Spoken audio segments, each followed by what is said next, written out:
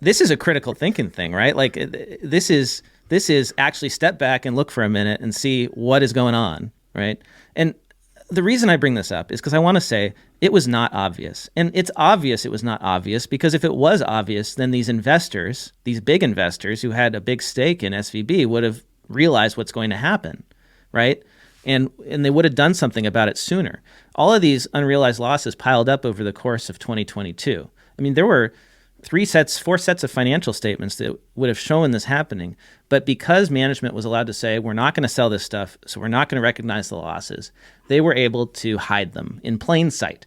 Now, I would argue that this is pretty much buried in plain sight because who has the time to read 181 pages of financial statements? And it's what's wrong with accounting. Accounting is just way too complicated.